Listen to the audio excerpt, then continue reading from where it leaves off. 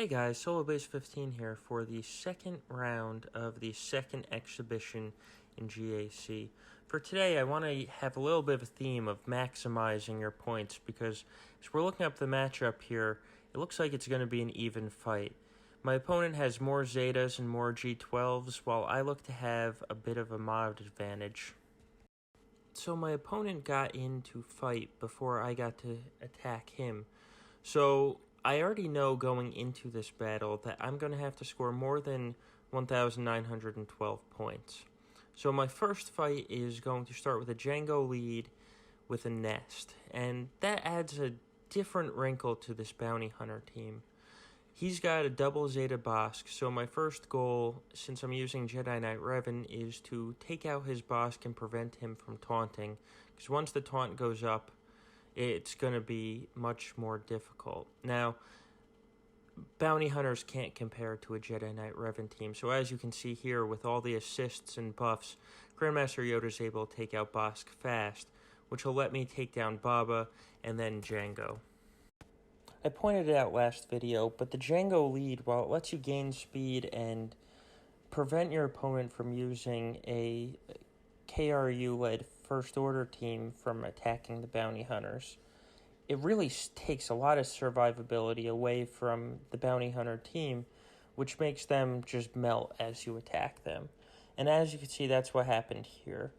The one problem I do have, as you can see, is Dengar stays stealthed. So while I'm attacking Nest, trying to get her out of the picture, he's going to be there to potentially throw thermal detonators and take some protection away from my team. Now, luckily, Nest went down fairly easy, and the second Yoda spreads the foresight, this fight is over. So the first fight is over, and I got an even 60 points. And that's actually a little bit of a problem, because I saw my opponent attacking, and he was getting 61 points with his battle, so I need to step it up if I want to keep up to him. So next up in this zone is Carth, and Palpatine gives an easy counter to Carth, and it's going to let me go in with 4 men, because you really don't need Shore Trooper or Tank against this team once you fracture Zalbar. Now, my opponent is using the Wampa version of this Carth team, and it really doesn't add that much to the team, as you can see here. As a side note, I think Wampa is great on defense, and so throwing him into the Carth team to try and make it better isn't a bad idea, but I do think he belongs with a Rex lead to let him get going faster. And here you can see I was able to stun almost everyone except for Wampa, which of course is a problem. And in fact, they really worked my Death Trooper down, which is why it's so great to have Thrawn in this team, because he's going to restore some protection and give him a little more survivability. Then, Death Trooper gets to apply Death Mark and take out Canderous, who's probably the biggest threat if Zalbar isn't able to counterattack, giving Mission extra attacks, and Thrawn is there to prevent those counterattacks from Zalbar. So after taking out Carth and Canderous, I'm basically going to ignore Zalbar and leave him for last, because he is no threat at all when he's basically perma-stunned and can't taunt. And he won't be able to taunt even after the fracture because of the shock that I applied to him. And that prevents him from gaining any buffs. So here I'm going to take out Mission, and then Wampa is going to be next because he's my biggest threat. And one thing I want to point out about this EP team and why Death Trooper is so great on the team is he was close to dying after their initial volley. And here you can see at the end of the fight, he's going to end up finishing with full health and protection because of his health steal and a little help of Thrawn giving him the protection pack. So he's an excellent addition to this team. And we're going to end this fight. I did have 2 people losing protection, and I got 59. Again, that's good, but it's not good enough if I want to keep getting 61. So that win is going to open up the back zone. In the other front zone, we have Ewoks and Phoenix, which are no threat. And so looking in this back zone, we have a Qi'ra team without Nest. So again, that's no threat, but I have this Night Sister team sitting there. And I have Padme as my counter, and so I'm just going to do that fight and worry about their other back zone later. Now, the reason we're using Padme against Night Sisters is because the second she gives protection up, or anyone on the team gives protection up, the Night Sisters can't apply debuffs. That means Talzin can't apply Plague, Daka can't apply Stun, and Spirit can't apply Stun, which is going to be huge in this team, because that's the biggest way to disrupt you. The other nice thing is 3PO is going to apply Confuse to Spirit, and she's going to lose her Foresight and can't gain it back while she has Confuse. You'll see here that I'm doing things a little bit differently against this Night Sister team in that I'm attacking Asajj first, and that's because she's actually the biggest threat to a Padme team. You see she got revived once, but I'm not worried about that because the Night Sisters can't really compete with the Padme team. But the reason I went after Asajj first is because when she clears my team's buffs, she's taking the protection up, which will allow their team to apply debuffs, but more importantly, she's taking a lot of strength because that protection up gets translated into courage, which is what lets you one-shot the opponent with your Padme team. So I had to get her out of the picture as fast as possible. And now, as you can see, it's just a matter of time because Spirit and Zombie, while they're strong against other teams, just can't keep up with the buffs and protection up. So that's 59 points against the Night Sister team, which is fantastic. I know I've been saying that I'm going for 61, but you can't argue when you get that score against Night Sisters. I also wasn't going to bring in an undersized team against them because it's not worth risking it. Now that their toughest team is gone, I go back to the front zone to take on the Phoenix and Ewoks teams.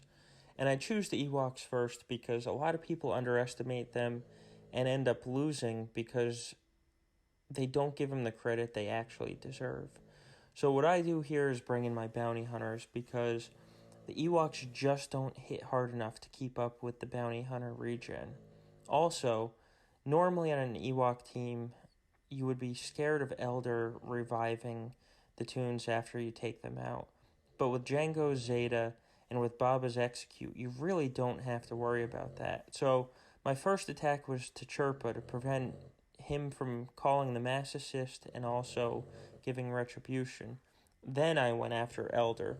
Normally, if the Ewoks were able to be revived, you would want to take out Elder first to prevent him from reviving whoever you kill.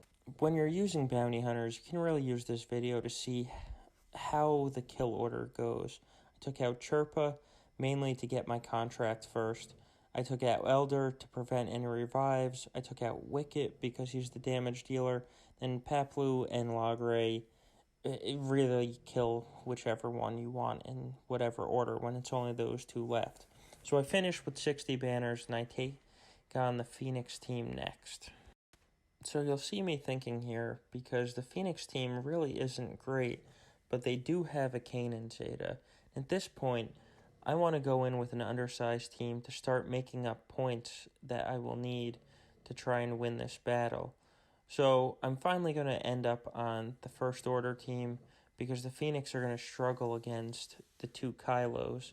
And you can see there I'm taking out TIE Pilot because he doesn't really belong in the team anyway. And so this team of 4 is going to take on his Phoenix.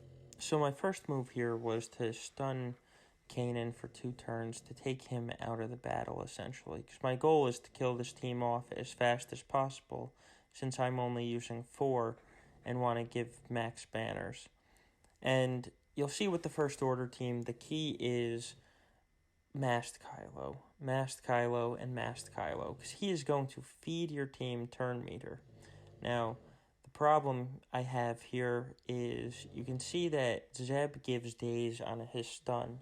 So my KRU is not going to get the turn meter that Masked Kylo is trying to feed him. Instead, I'm going to have to rely on First Order Executioner to slowly take out this team and dispel Chopper's taunts and get rid of a lot of the buff. So my first target for a kill on this team is going to be Chopper. And the reason is because he's regenerating health and protection every turn. And this team has amazing survivability because of all their regen. So I want to take that out as soon as possible because he's regenerating both. And since they share uniques, the rest of this team is regenerating both. Next, I'm going to go after the damage dealer. And that's going to be Sabine in this case, because she's really the only damage dealer that's on this team. So taking her out is going to save me a lot of problems. It's my KRU's turn, and you can see 3 of my team members have daze because of Zeb's basic. And if he hits me again, that's going to stun them. So instead, I'll use my 2-turn stun on Zeb to prevent him from applying daze, prevent him from stunning my team, and prevent my team from gaining turn meter because of the daze. And that'll let me take out Sabine fairly easily. Hera put the revive on her, but she couldn't survive the shot from Fox. And so now we're up against 3 Phoenix team members, none of which do damage. But you can already see Kanan is causing problems because of all of his counters. But that won't be a problem for much longer because thanks to all the turn meter gain, KRU gets his second turn and he has stun again and he's able to stun Kanan. So next I'll take out Hera because I don't want her to give the revive ability to one of the tanks and just make it more annoying to fight. Because we're now 2.5 minutes into this fight. I've never been threatened. They've never looked like they could beat me, but the fight is still going on just because of their general survivability. Now, if this team was a little stronger and had a couple more of the Zetas, they would be a great team on offense and can be used to counter teams like Carth or other debuff-heavy teams, thanks to Kanan Zeta and the power from Sabine. So Kanan's now gone, the counters are gone, and Zeb stays stunned and he's taken out. And so now with a 4-man team, I'm able to get 59 banners, which again, usually that's fantastic, but in this race for as many banners as possible, I'm starting to get worried because the back zone is now opened up and you see Grievous droids, and the problem with Grievous droids is they steal a lot of banners when they're on defense. That's why they're so great on defense. So I'm going to use my Darth Revan team because they're the best team and Darth Revan is my best modded team. Now, using the Darth Revan team makes it fairly easy to kill droids, but there are things that you want to keep in mind because the droid team can really surprise you. You want to open up with Force Storm to put shock on the rest of the droids and prevent Magna from taunting. Then you really need to spread out your attacks to try and get one person under 50%. That way it puts the fear on Grievous and HK can kill him and half the other team with his grenade. Otherwise, if you don't do that and you take out a droid first, you're going to ramp up the power of Grievous and he can threaten your... Luckily, this battle went according to plan, but unfortunately, I'm only getting 56 banners because only one of my team members finished with full protection, and that's Malik because he sort of cheats since he turns protection into health. So that leaves 2 fights left for me, and I need to get max banners as much as possible. Luckily, it's a First Order team that I'm fighting next that is really no threat for my Sith team, and that's going to let me go in with only 4 and basically take this team out. As I talked about when I was using my First Order team to attack, Masked Kylo is the key here, because he's the real engine that makes them go, quite literally, when you figure he's giving out the turn meter. So, in an ideal world, when you're attacking with the Sith trio, you would isolate Masked Kylo, because it would prevent him from feeding turn meter to the rest of the team. Now, unfortunately for me, KRU was taunting when Isolate was up, so I isolated him because it's going to prevent him from ever taunting again in the rest of this fight. And it gave me a shot to go after First Order Officer. So my kill order for this team is get First Order Officer so he doesn't feed turn meter and reduce cooldowns to somebody else on the team. Then the damage threat is First Order Executioner, so he's next. Now you can see with KRU isolated, I use my Annihilate on Masked Kylo because he's the only one left that can deal any damage. Then I take out KRU, and First Order Stormtrooper is a fantastic tank when he's Zetaed, and he's great in this team, but he's not going to beat my Sith team 1-on-4, so we can save him for last. Now, the AI with First Order plays Masked Kylo right in that they mostly use his AoE, which is actually really good for defense because it's going to steal banners from you just because he's constantly spamming the AoE. And the Sith team can't regenerate banners, which is why you almost have to go in undermanned anyway, because as you can see, they easily won the fight, and they were a man down, but they still only got 57 banners. And that creates a problem for me, and I actually had to sit down and do the math, and I needed 62 banners to tie this up. And that's going to be tough because that's a 3-man team that I had to use. So I probably should have taken one bounty hunter out when I attacked the Ewoks, but I didn't want to risk it with them, and it's going to create problems for me at this point. So that's why it's taking so long, because I've got the pen and... So I know what I have to do. I know I only have one team left, so it's really going to be a question of, is my JTR team going to be able to do this with only 3 members?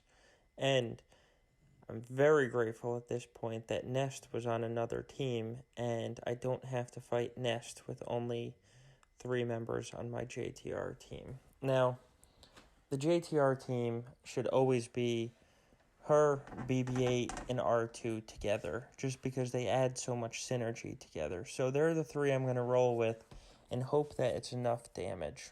The key to beating this Qi'ra team is going to be to take out Vandor first, because you don't want him to get prepared and then revive whoever you've already killed.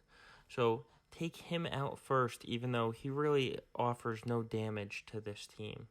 Now, you can see as this fight is going, I've got a problem if I'm trying to get 62 banners, and that's namely that R2 is taking damage.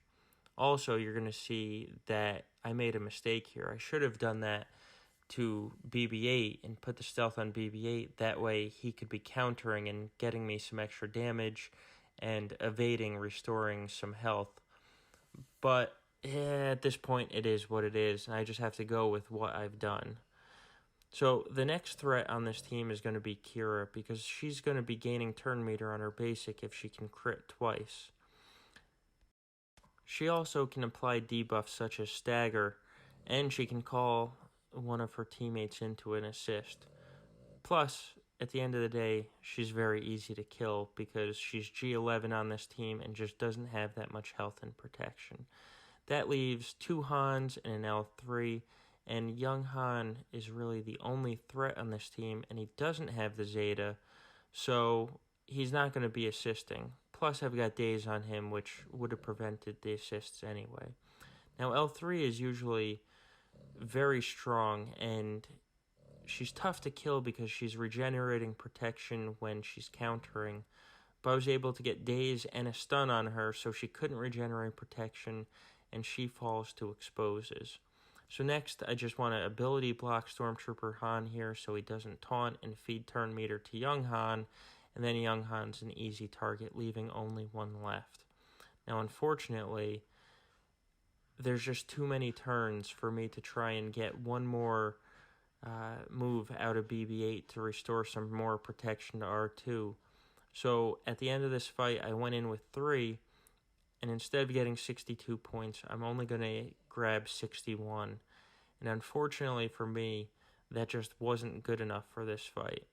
The one thing I can say is I played this match well, and my opponent just did a fantastic job to him. So while I take the loss, it could have been worse. So that's this episode. Hopefully you saw what teams you can use for shorthanded wins and who you can use them against. And I look forward to you with the next video.